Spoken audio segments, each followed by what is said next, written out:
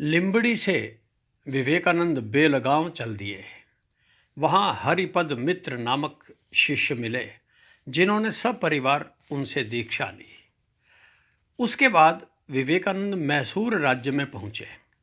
राज्य के दीवान आर के शेषाद्री और महाराजा चामराजेंद्र वाडियार उनसे मिलकर बहुत प्रसन्न हुए। महाराजा ने विवेकानंद को अपने राजभवन में अतिथि बनाया। एक दिन भरे दरबार में वे आत्ममुग्ध भाव से बोले, स्वामी जी, आपको हमारे दरबारी कैसे लगे? विवेकानंद ने कहा, दरबारी सब जगह एक जैसे होते हैं। वाडियार बोले, परंतु मेरे दीवान ऐसे नहीं हैं। उन्होंने भी आपकी बहुत प्रशंसा की है।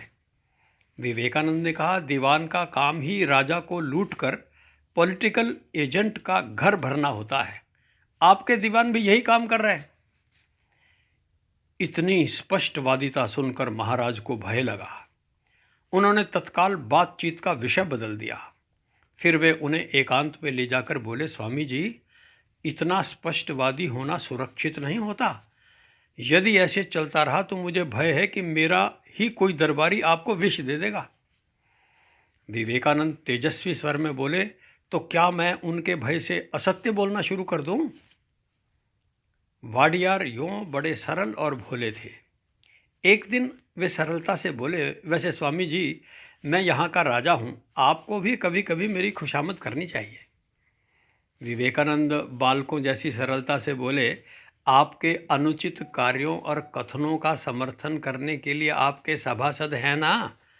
मैं तो सन्यासी हूँ, सत्य ही मेरी तपस्या है।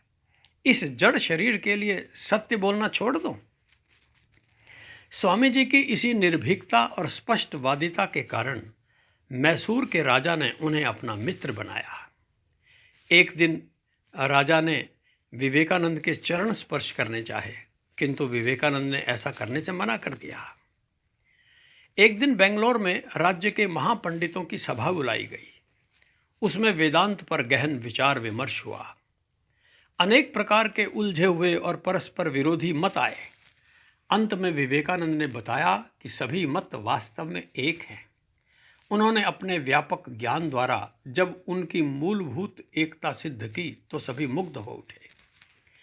एक दिन महाराजा वाडियार ने स्वामी जी से कहा, आप अपने लिए कुछ स्वीकार नहीं करते, परंतु मैं आपके लिए कुछ करना चाहता हूँ। आप बताएं, मैं क्या सहायता कर सकता हूँ? स्वामी जी ने कहा, आज देश को तकनीक और शिल्प विज्ञान की आवश्यकता है। ये पश्चिमी देश मुफ्त में तो ये ज्ञान देंगे नहीं। उसके लिए हमें अपना अध्यात्म उन्हें देना होगा और बदले में विज्ञान और तकनीकी ज्ञान लेना होगा। सोचता हूँ उसके लिए मैं विदेश यात्रा पर जाऊँ। प्रसन्न होकर राजा बोले, आपकी विदेश यात्रा का सारा खर्च उठाने के लिए मैं तैयार हूँ। ये लीजिए, 10,000 तो अभी लेते जाइए। स्वामी जी ने उनका हाथ रोकते हुए कहा, नहीं, अभी मुझे रामेश्वरम और कन्याकुमारी जाना है। जब आवश्यकता होगी मैं सूचना कर दूंगा। विवेकानंद जब मैसूर जाने के लिए तैयार हुए तो दीवान जी ने उन्हें अनेक उपहार देने चाहे। स्वामी जी ने कुछ भी लेने से मना कर दिया। बहुत जिद करके उन्होंने अपने एक बड़े अफसर को स्वामी जी के साथ बाजार भेजा।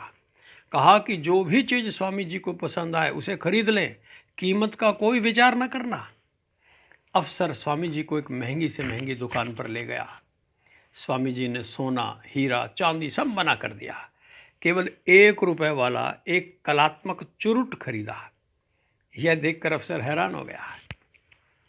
विदा होते समय दीवान जी ने जबरदस्ती नोटों की एक गड्डी उनके अलखले में डाल दी। स्वामी जी ने कहा, दीवान जी, आप तो मुझे संकट में डाल रहे हैं। अच्छा, आपकी मैं इतनी बात मान लेता हूँ, आप मुझे कोचीन तक का दूसरी श्रेणी का एक टिकट ले दें। दीवान जी ने कोचीन के दीवान के नाम एक पत्र देते हुए स्वामी जी से हाथ जोड़कर प्रार्थना की कि वे रामेश्वरम की यात्रा पैदल ना करें। कोचीन के दीवान उनकी रामेश्वरम तक की यात्रा की व्यवस्था कर देंगे। स्वामी जी कोचीन में 3 दिन ठहरे और फिर चल पड़े त्रावणकोर की राजधानी त्रिवेंद्रम की ओर। वहां महाराजा के भतीजे सुंदर राम अय्यर ने उनका अभिनंदन किया। स्वामी जी के साथ उनका मुसलमान ड्राइवर था। वह काफ़ी समय से भूखा था। अतः स्वामी जी ने अय्यर महोदय से कहा कि हो सके तो पहले उसके लिए कुछ भोजन की व्यवस्था कर दें। अय्यर महोदय ने पूछा, क्या ये कोई कोचीन स्टेट के बड़े अधिकारी हैं? स्वामी जी बोले, हाँ, ये मेरे मार्गदर्शक हैं। वैसे ये राज्य में एक चपरासी हैं, परंतु काफ़ी समय से मेरे साथ हैं और भूखे हैं। अय्यर ने पूछा, और आप? बोले, आप मेरी चिंता ना करें, मैंने सुबह दूध ले लिया था, मुझे कई कई दिन भूखे रहने की आदत है। न चाहते हुए भी स्वामी जी से पहले मोहम्मद करीम को भोजन कराया गया।